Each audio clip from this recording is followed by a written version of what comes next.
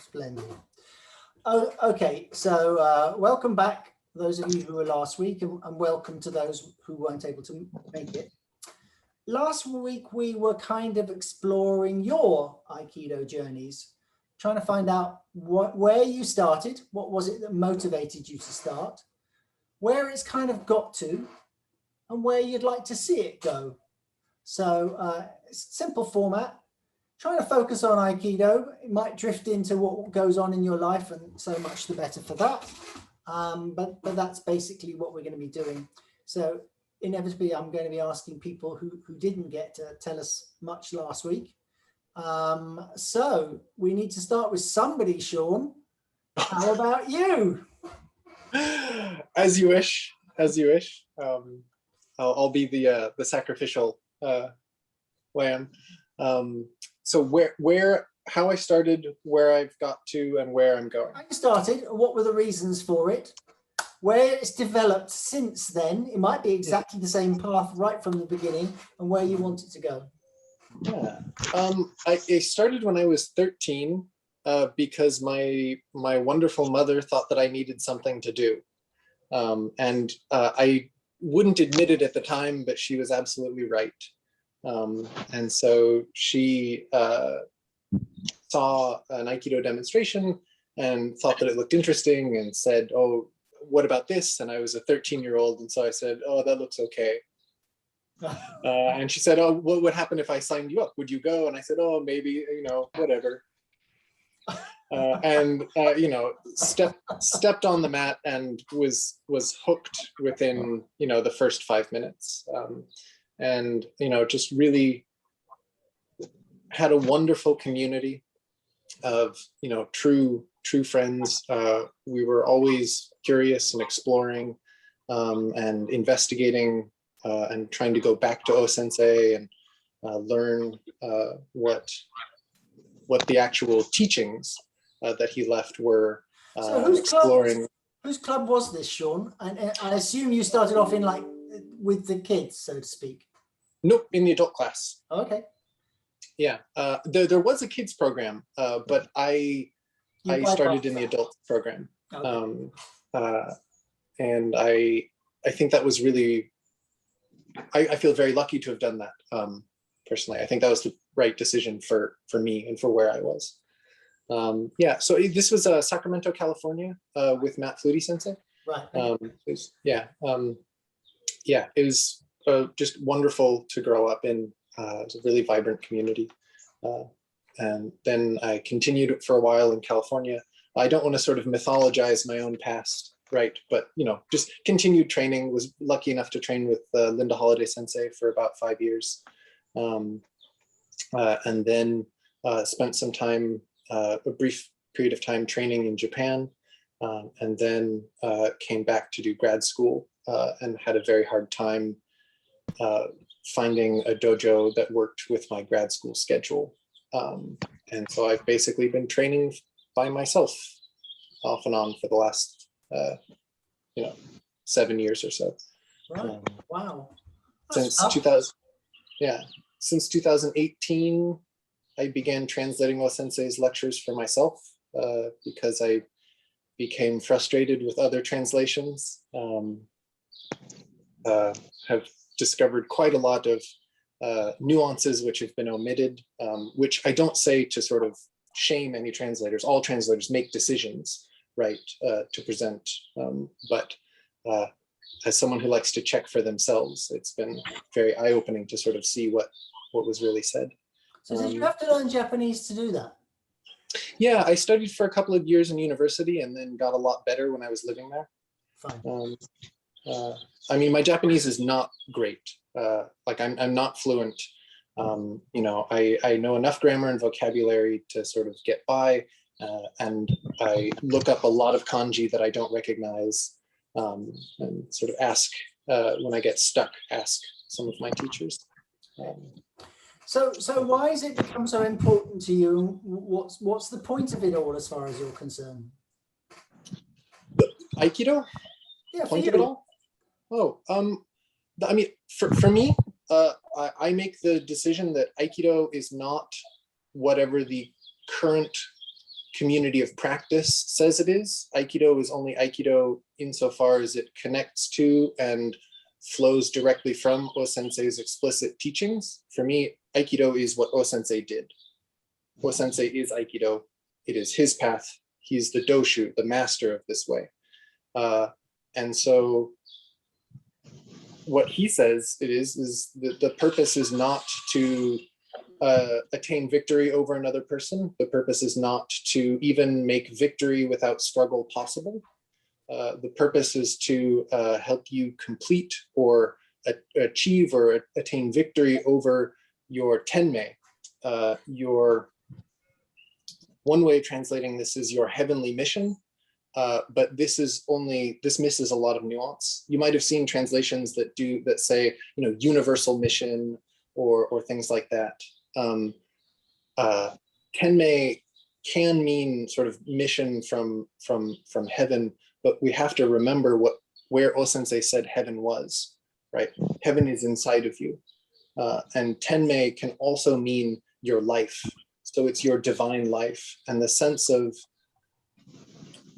attaining victory over that or accomplishing one's tenmei is the sense of completely expressing it, purely expressing it, right? Remember that O-sensei uses this expression framework wherein there's the root of all things, let's call it Ichigen, right? The one source, and all the universe and the movements of nature and ourselves are an expression of this one source, which is within us and also within all things, being expressed according to the kami no go keirin, right? The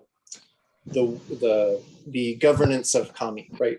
Just the way that things unfold, right? Okay. So you want to follow O-sensei's mission, if you like, his Aikido. Why is his mission personally important to you? What good is that doing you? Or bad? Who knows what it's doing for you? What do you get from it? Yeah, I mean, it's certainly made me something of a pariah in that, when I talk about Aikido, it sounds a bit different, and a lot of people have difficulty with that, which just means I need to be better at expressing myself. But what it does for me, I mean, like O-sensei tells us how to do this, right? Like, I mean, this is the art, and he told us how to do it, and following it feels really good. I mean, okay, but there are lots of important people in society, politicians, religious leaders. They tell us what we should do. We don't always listen. We choose our own path. You've chosen to listen to this path. What is it about this, the path that you're following that feels so good? Is it just about feeling good for yourself, or do you see something bigger than that? I mean,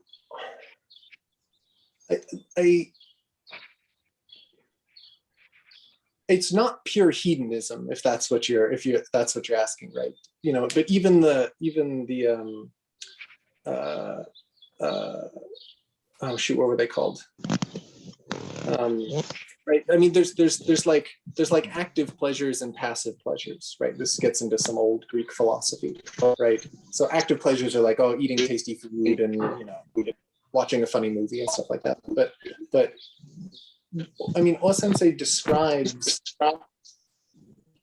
gratefully offering everything you are to everything else.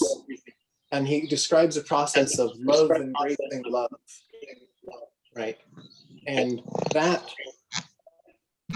is for the purpose of purifying yourself, but it's also for the purpose of purifying the world. And this is really important. I mean, Aikido was given to us from Kami through O-sensei to save the world. And that's important. Right. So in essence, you want to play your part in making a better world. Yeah. It sounds good to me. And that's where I'll leave it. Thanks very much. Yeah. Sure. Hugh, Would you like to open your mic?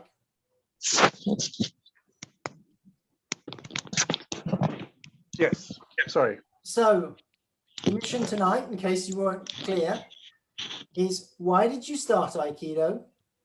Where has it got to now? And where would you like it to go? Why is it important to you? I started in about late '86 in Tokyo. And I think one general thing is I'd had an interest in martial arts, but never really practiced properly because I was doing a lot of other things, other particularly sort of sporting activities to a reasonable level. On the specifics of Aikido and being in Tokyo, obviously that was a very key place to be. And my primary interest, I think, really was in the philosophy behind it. And in that sense, I suppose I can't speak for everybody, but I don't know how everybody does start and which dojo and which school they start in. But in that sense, I was extremely lucky to be training with William Reed and above him, Toei Sensei. And of course, Mariyama Sensei was the chief instructor of the Shinshin Toitsu school. So two and now three great people. So I was very lucky in it, and that particular form of interpretation, teaching, whatever, really suited my interest in the art. And as time has gone by, you know, you can't always choose where you are and who is round the corner with a dojo. So that means I've participated in different styles and had to, you know, relearn a lot of basics, I suppose, to follow what other people were doing. But I think, like you, Quentin, the big thing really for me is the application in daily life, and that happened immediately. Right. You know, I was in business, and I wasn't a sort of a young kid on the block when I started doing this stuff, but I found very useful real life application from the get-go. Yeah. And that is what has intrigued me ever since and continues to do so. Is there anything particular that you would like to see happen in your Aikido world? Is there a particular path that you're pushing towards? Not particularly. I mean, I think there are things I would like to see happen in Aikido world. Not that I will influence them, but certainly within the UK. I mean, the two big things for me really is more women leadership. So we need a lot more. It's very evident in any walk of life at the senior level. The more women you have involved, the better things are done, basically. And it's very impressive with this particular gathering that you've collected, loyal gathering that you've collected together this last year and many months to meet some of these wonderful people, which has been generally harder to do over here. But although in home dojo, we're very lucky with, as you know, with having 2 or 3 senior grades women leaders. So. But that is one thing, and the other thing is the importance of building the future Aikido base through children. We currently here don't have a children's class. We did have at one point because it was timely and there was demand, and it was wonderful and very successful, very well run. So I think those two things I would say are very necessary for the future of Aikido. And there remains, in my view, a division. It's neither here nor there, and it's not particularly a good thing or a bad thing. I think it just exists, that there are many of the people you've had talking in the last year kind of pursue in addition to working on the mat and perfecting techniques, a sort of spiritual element to Aikido, which I support and find interesting. Clearly, a lot of people have no interest in that, or haven't had time to look into it or pursue it, and I think that's a shame. But you know, you can't force that. And I think it's hard because what we don't always appreciate is that this is a, you know, for the vast majority of people, this is a part-time pursuit. And it must be very frustrating for some of the senior teachers, although you've heard me say that rank doesn't define good teaching ability. And I think you've said that as well.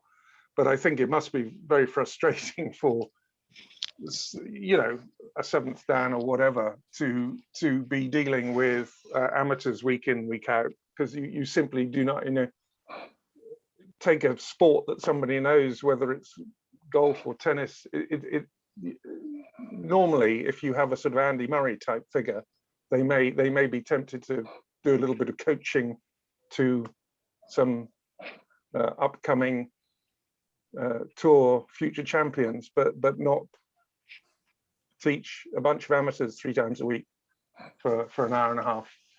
You know, so I think there are some issues with that, perhaps, which goes back to the right and the wrong, and the issue of the form that is pursued in any particular class. I do think there's a lot of unexploited energy and good things from where you find it, the lack of integration between different schools and styles. Yeah, I think much more would happen if the doors were thrown open. I see no reason to protect a particular aspect of Aikido, as long as, you know, you've got good, honest people wanting to listen. But I don't see locking it down in a box is what Sensei had in mind, and it's not what I've got in mind. well, touching on what you've said and giving an advert for weeks to come, next week we're going to be looking at secular spiritualism with Tu Bunag, who's coming back. Oh, good. Oh, wonderful. Okay. After that, we're doing Aikido in the schools with Charles Colton. The week after that, we're doing embodied leadership with Wendy Palmer. Yeah. And the week after that, we're going to be looking at building the dojo community with Kimberly Richardson. So we've got a few things that touch on what you're saying. So there you go. There's a good advert. Yep. Judith, you're next. How did you get there? Where's it got to? Where would you like it to go? How did I get there? I was 19 and I went to university, and I'd been very ill. I'd been in hospital for some months with the beginning of the fibromyalgia, and a good friend of mine back home suggested I should try doing Aikido. So I went along to the Aikido club with John and Sarah, and later Sensei Kleshkov, and I loved it. I was pretty What was it weak. that you loved? What did I love? I loved the fact that we were all working together, that we weren't competing.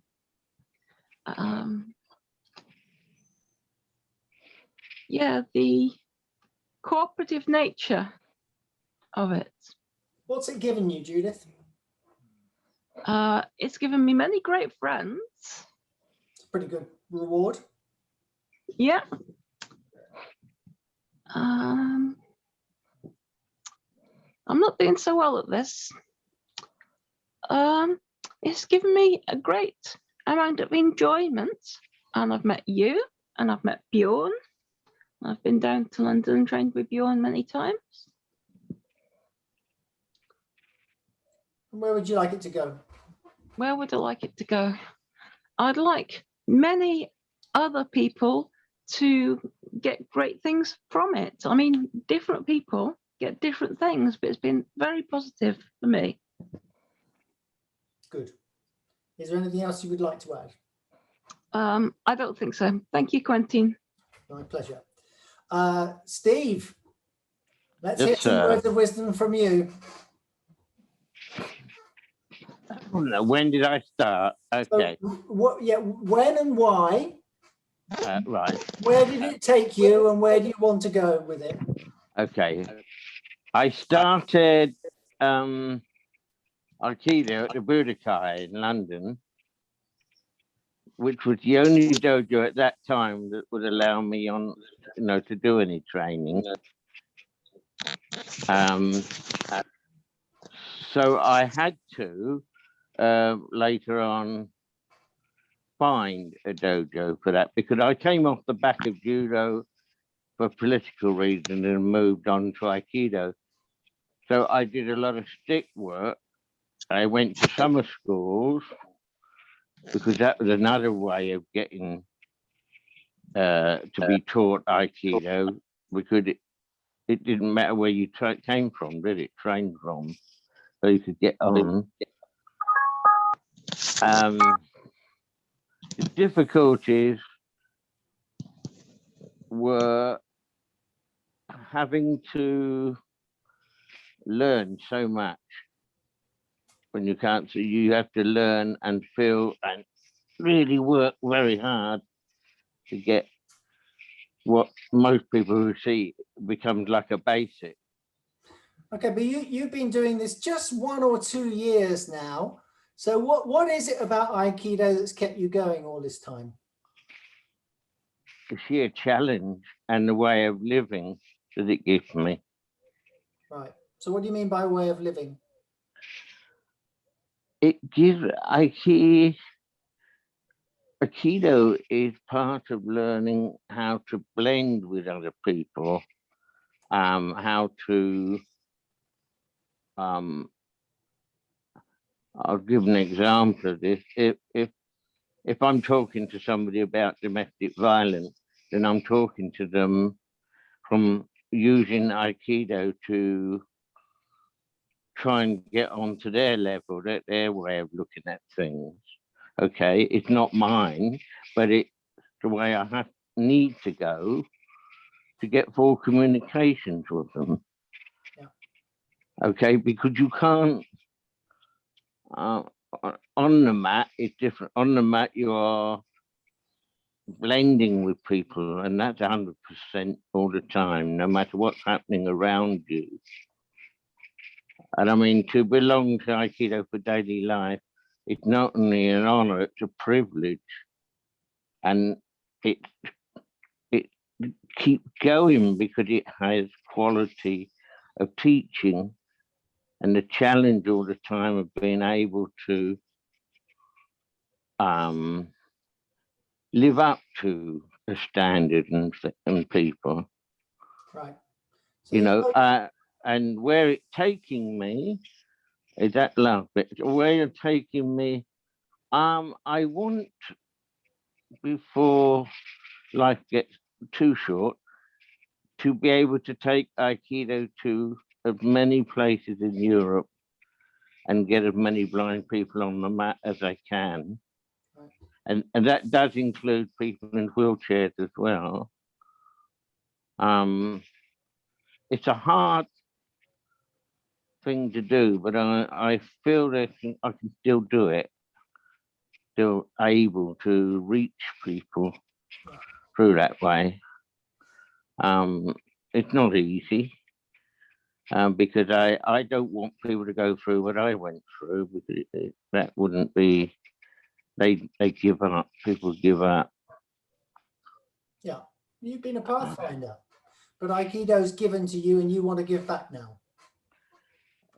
To give up what I can for it. Yeah, fantastic.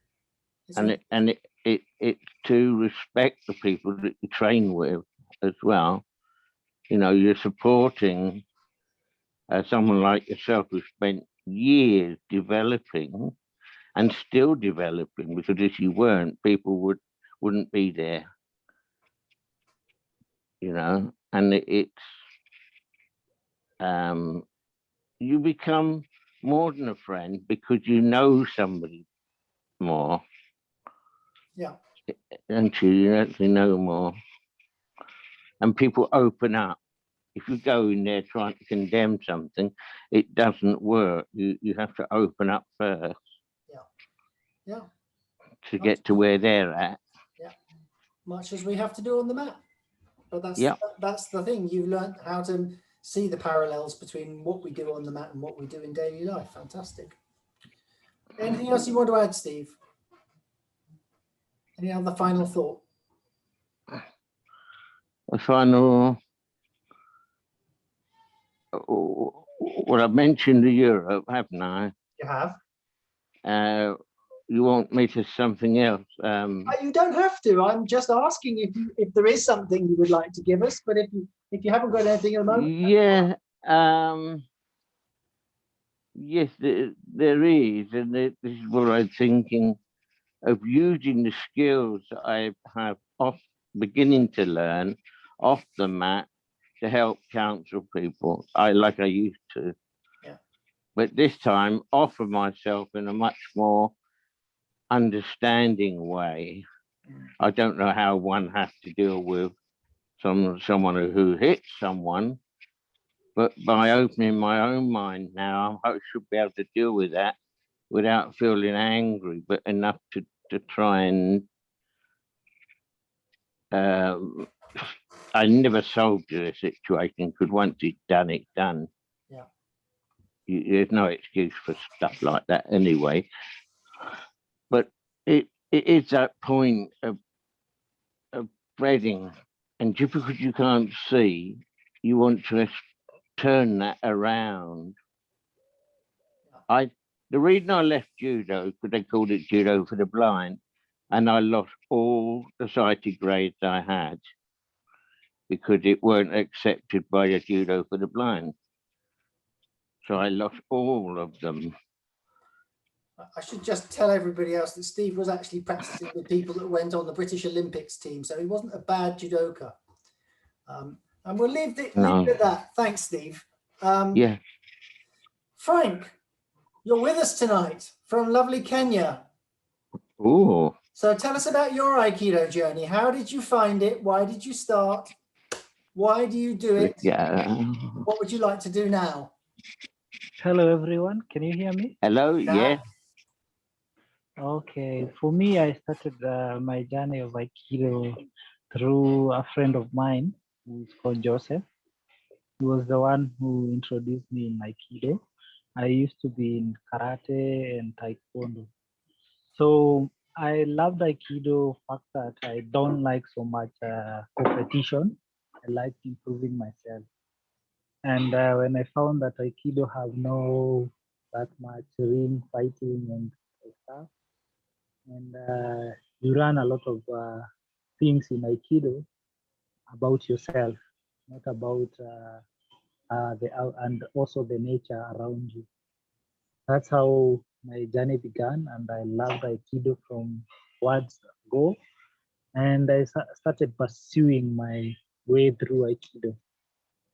What was the biggest thing that you learned about yourself? Yeah, I learned about how to control my anger. I used to be, when I was in other martial arts, I used to be so much. If someone would do just a small thing to me, and I would be angry and furious. But when I came to Aikido, I learned how to control the situation. I learned how to, in any situation that I find myself, I'm able to cool down and neutralize my opponent. So what would you like to do with your Aikido over the next 10 or 20 years? Where would you like to see it go?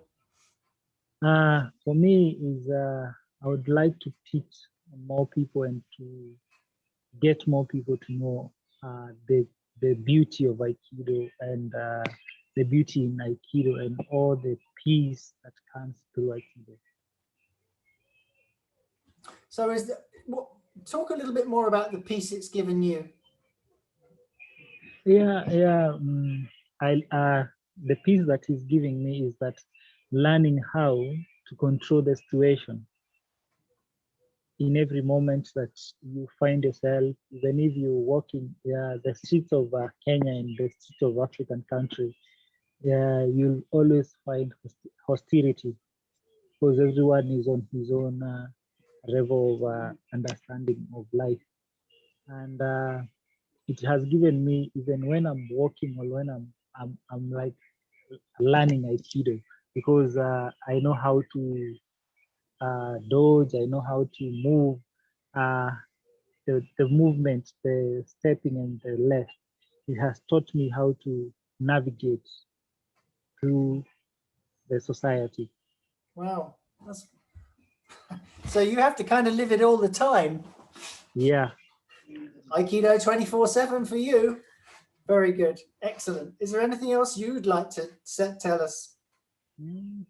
I don't have much, but I know with the kind of global connection that the platform has given us, I know we are much going ahead, and we'll be able to create a bigger connection through Aikido and through all other things to make the foundation and the structure of Aikido to move ahead in every corner of this place in the world.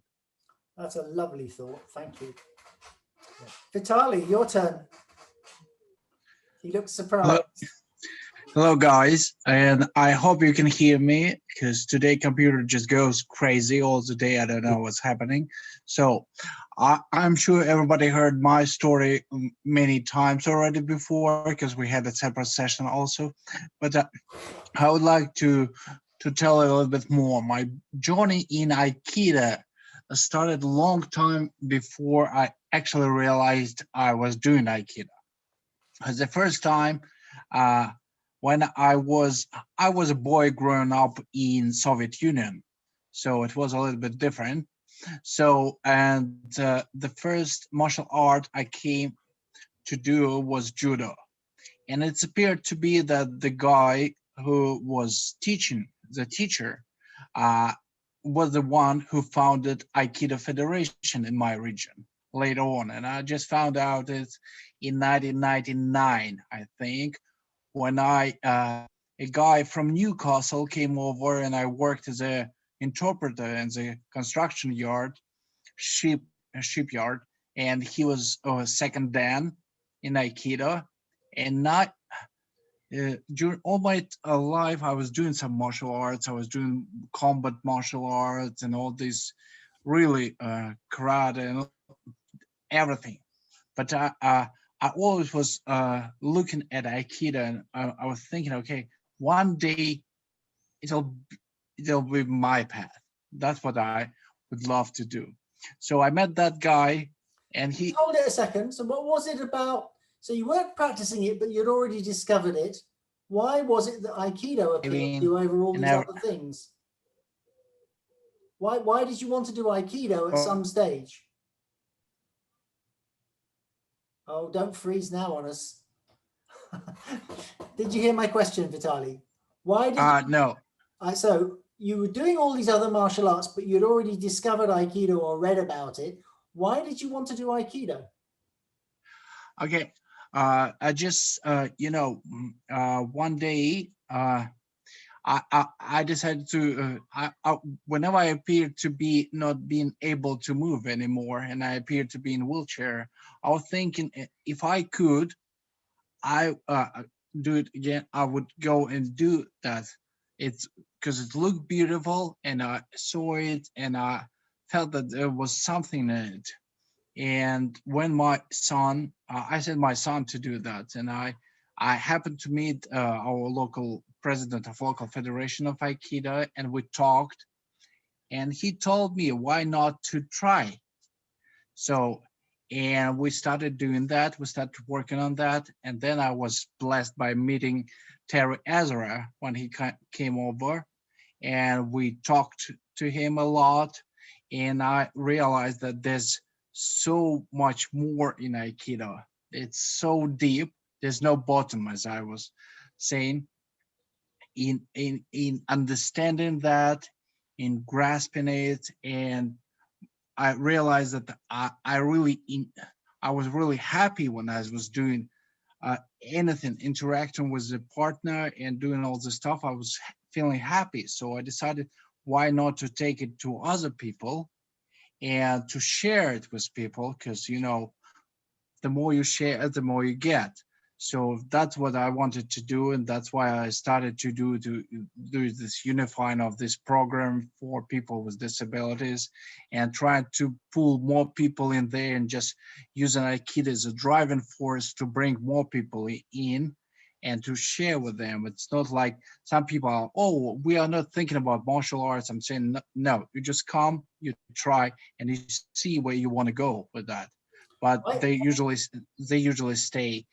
And for now, I hope it's gonna go somewhere, so I will be able to get that done.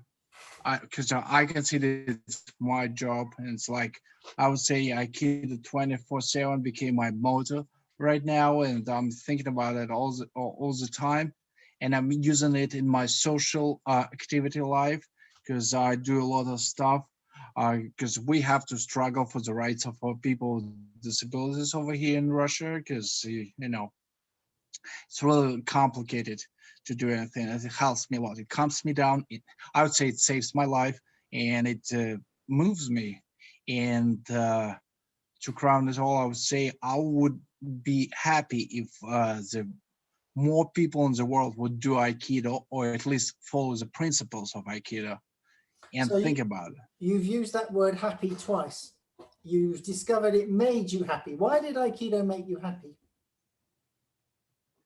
Because Aikido? Because I could feel the flow of this energy in me, and I could feel interacting with the energy of another person and receiving it back. And it was really a pleasant feeling for me, because it was like I was in a wheelchair already for some period of time. I was doing different, I was still doing some working out because I used to do it a lot. But speaking, it was just something different. And now I just can't, like I got addicted to these meetings. It's pretty much the same. You can't miss it. You just come or whatever happens, because I know tomorrow gonna be a hard day for me. I get meeting with some rector of university, and hopefully we'll be able to get a home for us where we can build a dojo for people with disabilities, so we could start blind program also. And so we would be somewhere. So it's gonna be a big meeting tomorrow. Fantastic. For it anyway, and it's really, it helps me a lot. It moves me, and I'm happy when something moves me, when something inspires me, and like right now we're trying, like Osensei said, we have to use, Buddha is always evolving, and like you just have to use it as a stepping stone to get to a new stage. And right now we're trying to rearrange stones to get our stepping stone for the beginning, for people with different abilities, as I prefer to say. And hopefully that's gonna be someday, like when I was talking to everybody, and I said that some people maybe think I do some revolution in that, because I'm thinking about some energy work, energy practice coming first before physical practice for people with disabilities. And I just want to bring some evolution, which was actually put in there. And if we do it right, and we get recognized by most of the people, and we get all this structured, and we'll be able to help more people, I would say, and change the life of more people. Because it's really, because the more happy people in the world, the better. That sounds good to me. So it's nice that Aikido's moved and inspired you, but I think I speak for us all when I say that you move and inspire us too. So thank you so much. Thank you. Finn, I'm going to come to you now. You've been faithful and come along to all those online classes over the lockdown. I'd love to know more about your Aikido journey. Thank you. It's so wonderful to hear everybody's individual story. I've caught up with last week's as well, and I'm going to have to catch up with these again, because every time I hear somebody's story, my mind leaps off in many directions at once, and it's everything is thing everybody is saying. It's just so, and just so remarkable. It's like anything that you look at, even the most ordinary thing becomes extraordinary if you actually think about it. And to hear everybody's story, it's of course, and it's of that's incredible. And the whole Aikido spirit seems of such generosity and patience and kindness, sort of embodied practical healthy kindness, and wisdom that's I can't begin to articulate. But and the way that you've been offering that's virtually over this past year has been. So why did you start Aikido? Because it didn't start with online. No, well, I'm just beginning to look back. I just Googled something which I've not bothered to look at, which I hadn't thought of until this moment. But I think the first time I thought of Aikido was in one of the Sunday supplements, and there was a chap called the Barefoot Doctor, who I've just Googled, and turns out, I don't know if, and maybe people will know him, but probably not. It's called Stephen Russell. He used to have a column in the Observer, I think, when I was quite young. And I remember him recommending Aikido to the son of somebody who wrote in, who was struggling for confidence. And turns out he was formed by Aikido, and also his father was a jazz drummer and cousin of Stan Getz, the saxophonist. Yeah. So that kind of threads through part of my sort of continuing journey with Aikido and music therapy, all of which I feel completely. I never find it hard to cultivate a beginner's mind, because I always feel like a perpetual beginner. Because there's so much to know and so much to forget, and then know again, and know without knowing, and not know when you need to know. But Sean nodding in approval up there. Maybe just martial arts. I remember when I was a kid, when my friends did karate, and he was 11 and must have been doing it for, I don't know, maybe a month or two, and I thought, oh, it's too late for me then. I'll never begin, so I didn't do that. And then I came back to kung fu when I was beyond a teenager, and realized that I was still somehow wanted to be a bit more capable and confident, and an active force for good in the world, rather than just a passive jelly baby. So do you feel it's helping you do that? Yeah, somehow. And yes and no. I mean, of course it is. And yeah, so I went to sort of kung fu, and went to China and did kung fu, and was sort of had this sort of serendipitous encounter with the student kung fu club, and that was all very hard and very yeah, it was just so at the time. But then finding my way back to Aikido, which I did either side of that, and just that felt a lot more sympathetic. But it's just encountering this community, and the way that you connect that to daily life, which actually is part of my understanding, but I hadn't been able to articulate and or begin to think about. And so yeah, it's where I'm at currently, trying to integrate the Aikido with other aspects of my life, and the experience that people are sharing here. That seems that's something that I would kind of try to I'm inspired by, and try to live up to. Well, I always think you're incredibly humble and very generous in what you do, and sensitive to what's going on. So I think you probably do a lot more than you possibly imagine when you're doing your music therapy and the like. So thank you for that. It's been great. Just listening to the series discussions, it seems that this kind of discussion is the one thing that tend not to get into much. Aikido clubs, any chat seems to be more sort of social, and it's not actually about people's Aikido's journey. And this is the first time I've really had a chance in depth with a range of people this discuss, or not discuss, but hear from other people's stories. And I'd just be really interested to know. I mean, my Aikido journey path has been very serendipitous and happenstance in a way, but I don't know whether my teachers, they seemed quite independent and out with any, or not disrespectful, but inconsequential to any particular lineage apart from their teachers. Yeah. And I'd be interested to know if anybody else has any knowings of the people I've encountered and who've been my teachers. Tom Brodie, who was with Sensei Foster at the hut. Yeah, well, I know Sensei Foster. Well, I knew Sensei Foster. And again, I just sort of know them as sort of pictures or very occasional. Well, he was right at the root of British Aikido. Yeah, he was a lovely chap too, actually, really nice. So if your route leads to him, that's not a bad route to have come from. Was there anybody else? Yeah, well, I found myself working in Dundee last couple of years, and there's a couple of clubs there, and they're very sort of very different. But I enjoyed them both. One is St Andrews, which is Key Aikido Club, and another in Dundee, which seemed very independent. And it was Alec Miller. I just wondered if anybody knows of him, because I really. I don't know enjoyed Alec Miller. When did you say Sensei Andrews? No, in St Andrews there was a Key Aikido club. Right. Okay.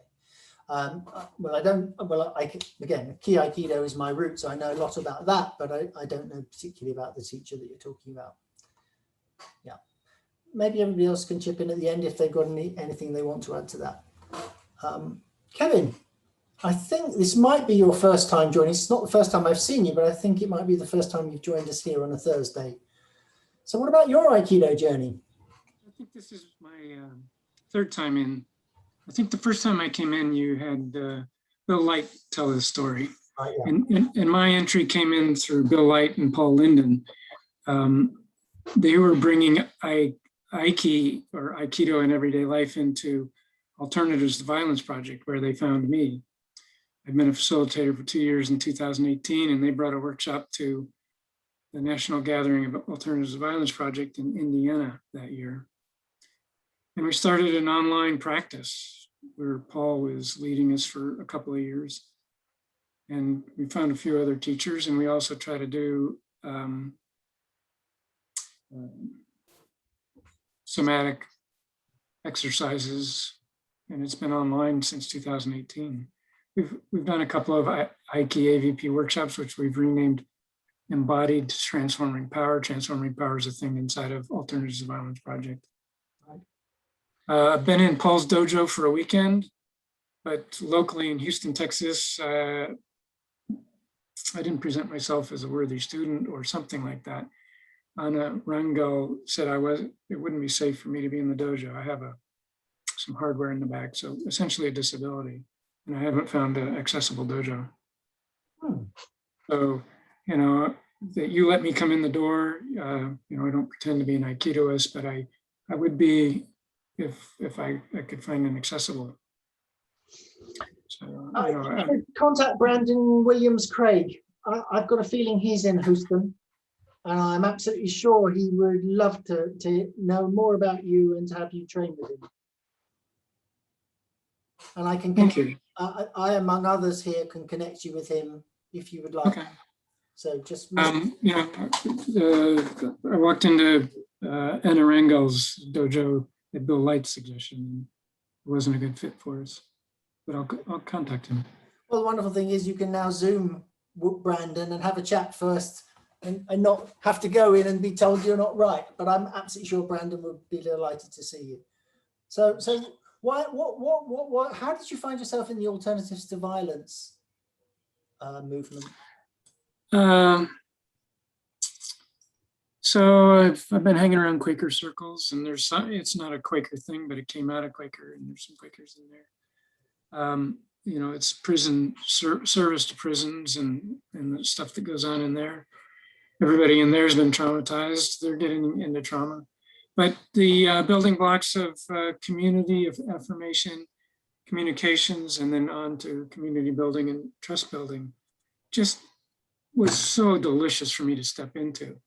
I've been on a path through Mankind Project and 12-step addiction for 30 years, and it seemed the right time. And I was looking for more access to connect with people and to manage my emotions. And the somatic work that Aiki offers is just right. Is that the question you're asking? That's a fabulous answer. So in terms of, if you were trying to measure who you were when you first found this stuff and where you're at now, what's the major difference for you?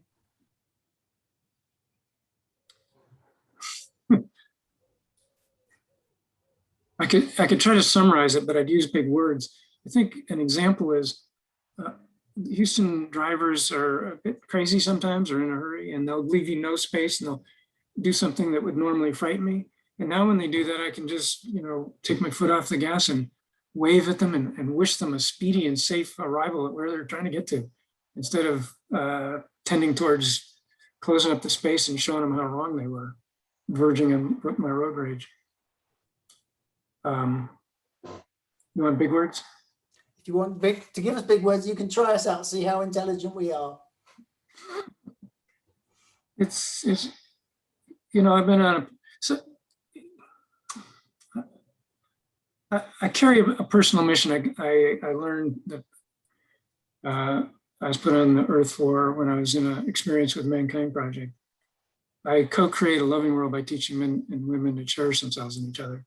And I just feel like I'm getting closer to being able to do some of that in a very personal way with individuals that I come with what I've learned in just being at peace inside of my body. That's pretty good stuff. And you're doing important work. So fantastic. Thank you. Thank you for being here.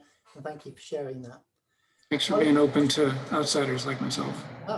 There are no outsiders here. You're all insiders.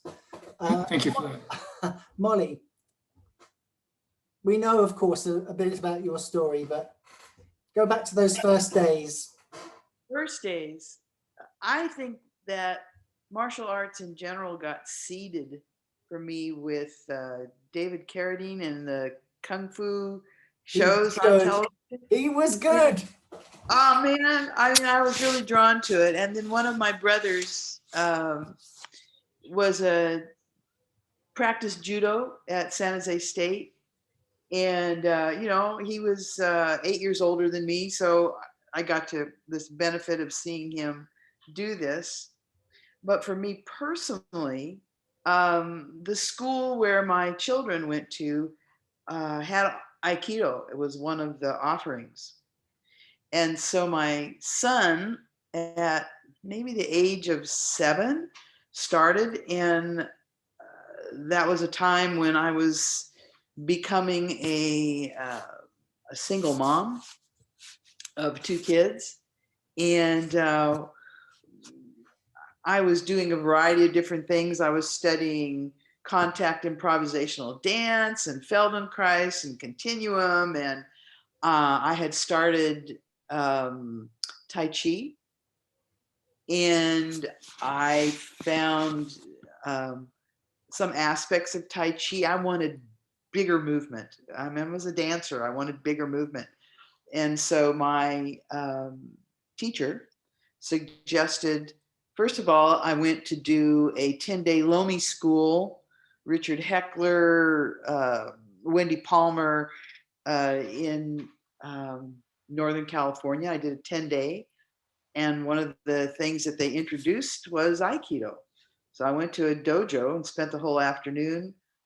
Absolutely, I was like a duck in water. I loved it. I could do forward roll and a back roll from the get-go. It was just like, it was my wheelhouse, so to speak.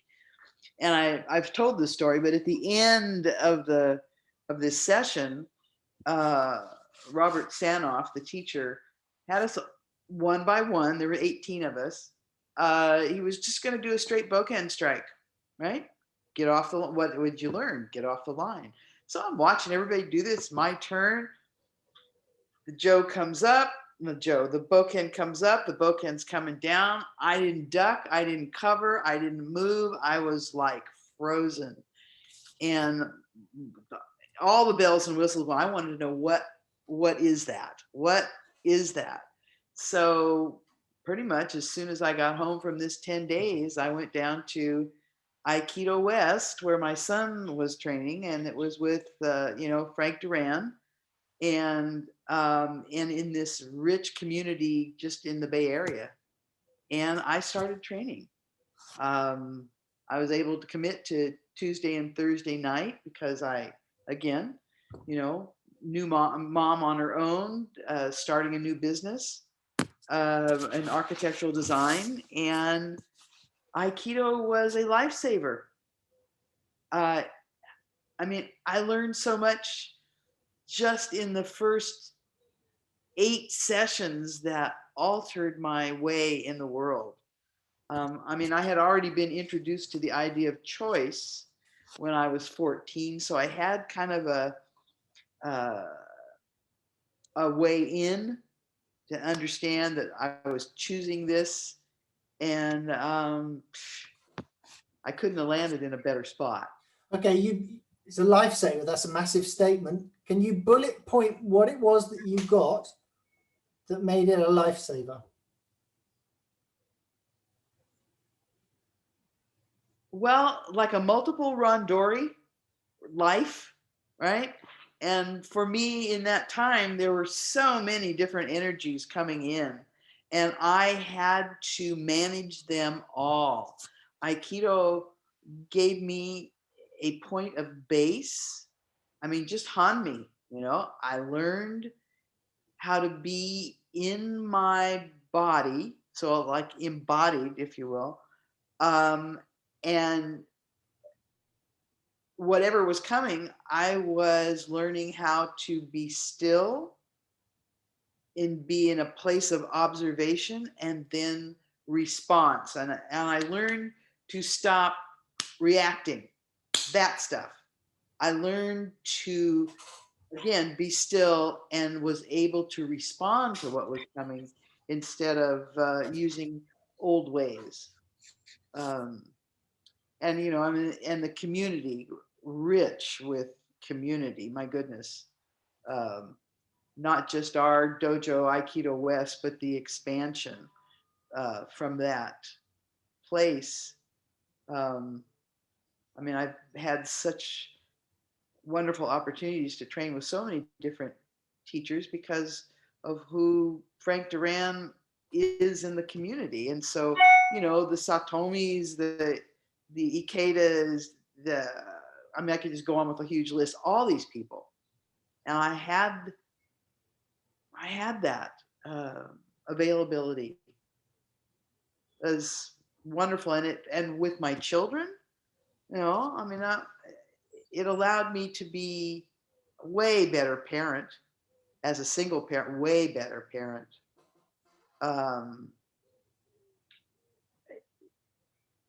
You know, and it took out competition. It removed competition from my engagement in life in general. So like in my architectural practice, you know, I was good. I didn't have to be the best. And I understood that, you know, I only needed 15 clients a year in order to do my work, in order to do my Aikido and do my children and do my, you know, all the doings. And so, you know, for the first 11 years, I was a typically able student. And I was the teacher for the children's classes. And I was also teaching by request at Oracle Computer. So I was there teaching people that were there. I was a fresh Shodan, and they were looking for somebody. And Frank Duran, I said, no one was stepping up. I said, well, can I do this? He said, yes. Just don't let them call you sensei. And so, you know, that was a rich time. Marriage, a new relationship came in with Jeremy, and he started training as well. So I don't know, Aikido has just been a fantastic, and still is. And when I became spirit living in a little compromised quad body, you know, the Aikido community was like not even a hiccup with welcoming me, with just going the distance. And still, You know, it's pretty spectacular. It's given you a lot, but you give a lot, and you continue to give a lot. What, Well, the thing with Aikido, right? It's the I mean, you know, there's the spiral and everything, but I really see it like in the infinity sign. You know, it just keeps moving. There's the receptive and the giving and the receiving and the give. I mean, it just keeps moving this way. any final thought you want to offer us?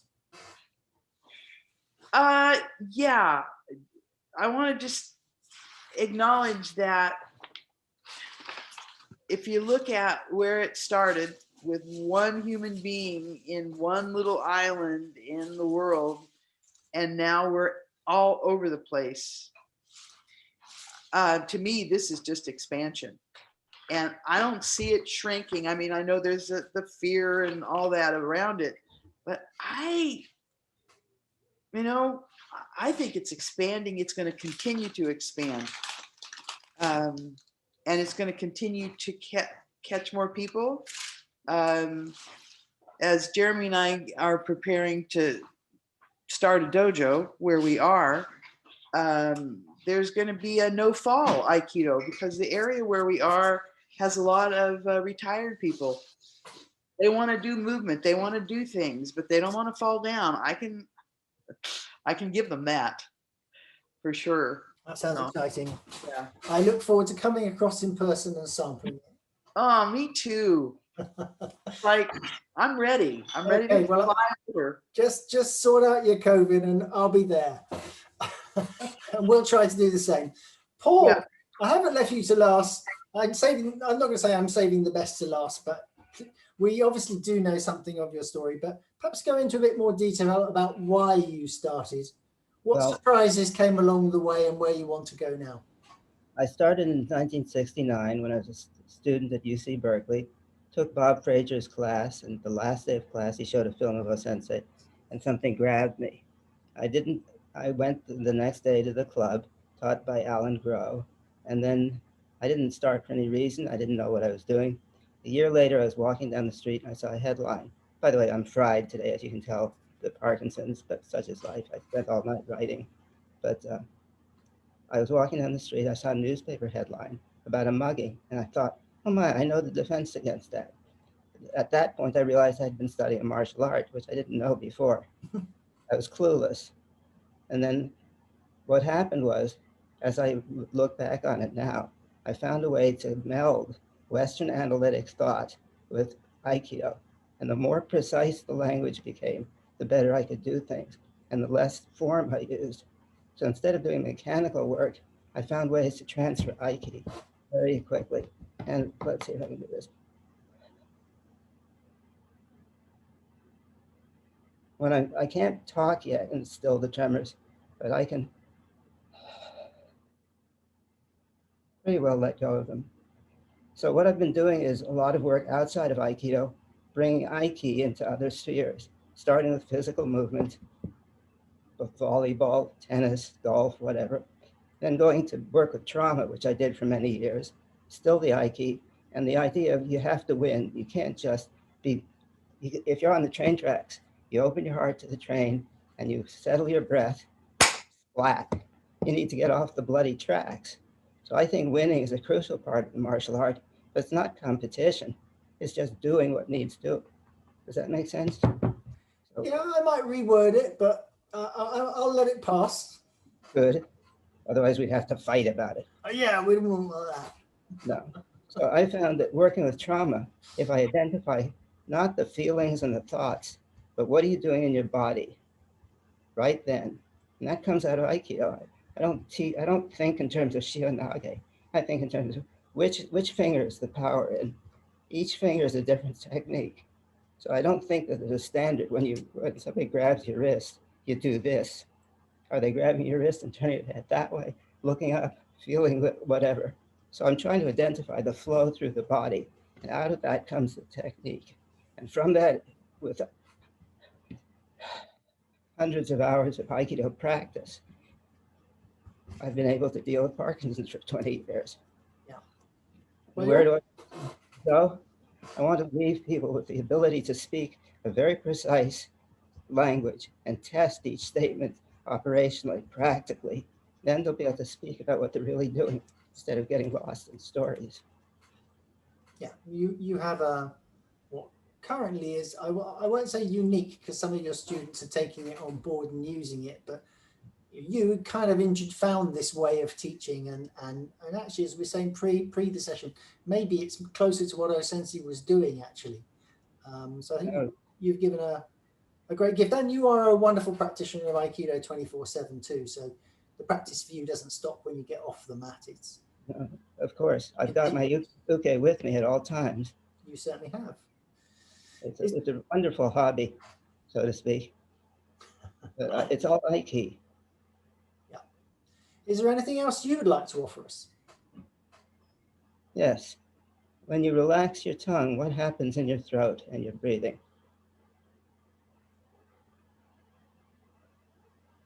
If you do a technique on the mat, do you pay attention to your tongue? Or off the mat? And what happens in the rest of your body? You can pick any point in your body, and it's the whole body and the whole person. And then when you do that, what happens when the other person comes close to you? Do you welcome them in with your tongue relaxed and your shoulders, or do you put up a barrier in your body?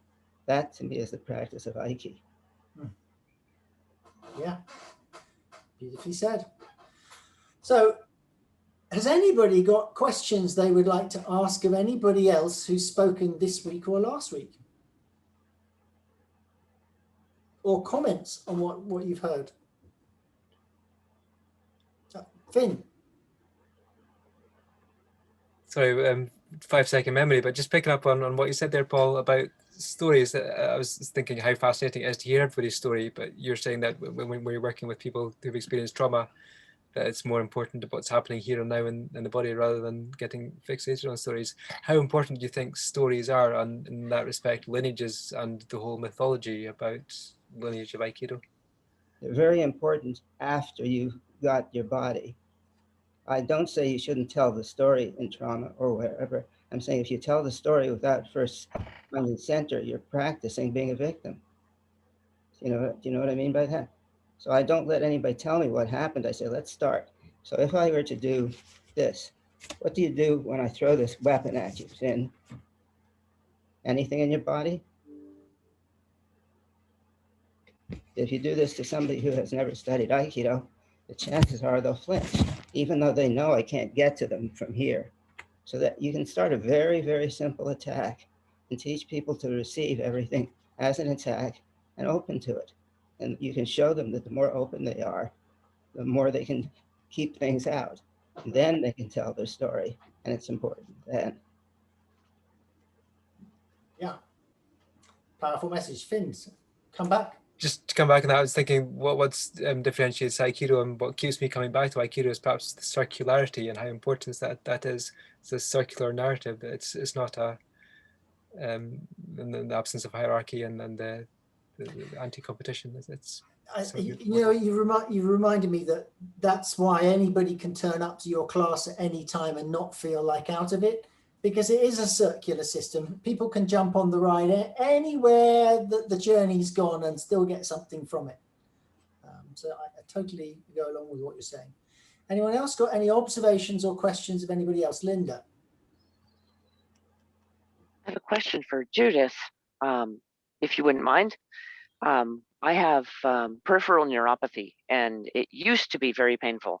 I found that my Aikido practice really helped, not like helping me deal with the discomfort, but actually reduced it, like to damn near nothing for almost 10 years. But I wonder, Judith, have you found that your Aikido practice has helped with your fibromyalgia? It's not so much that it's reduced the pain, but it's helped me to deal with it so that it doesn't make my life so horrible, so that I can still live and enjoy life even being in pain. Yeah, I have a little of that experience as well, but good. Okay, thank you. Thank you, Linda. Anybody else? thoughts or observations? Well, then I will close with the fact that I'll reiterate really what Finn said, that you know, you might have thought, well, what will we get from discussing our own stories? I mean, what have I done? But I think there's been a huge richness in the last 2 weeks. And it's been a lovely way of connecting even more closely than perhaps we were as a community before, understanding people's stories, where they came from and what they've got from it, and very inspirational. So, and I think I probably speak for most of you when I say that. So thank you for showing up yet again. We have got an exciting 4 weeks coming up, and I do need to ask you, so at some point we're going to be going back on the mat in the UK. It should be in the next month or so. I want to keep these sessions going, but I may not be able to manage it every week, and I'm not sure whether it would be a Thursday or some other night of the week. So I'd really be interested in getting some feedback from you guys. Perhaps you could message me on, you know, oh, if you moved it from a Thursday, I could never make it, or it doesn't really matter. You know, just tell me what your life is like that you would be able to make a session, and how regularly we should keep this going, because I think it's important that we do. And that's probably where I'll leave it for tonight. So thank you once again for showing up and making this the wonderful experience it is. Thank you. Thank you, everyone. Thank you, Bye. Quentin. Thanks, Thank you, Quentin. Thank you, everyone. everyone. Bye. Thank you. Thank you, everyone. Bye. Yes.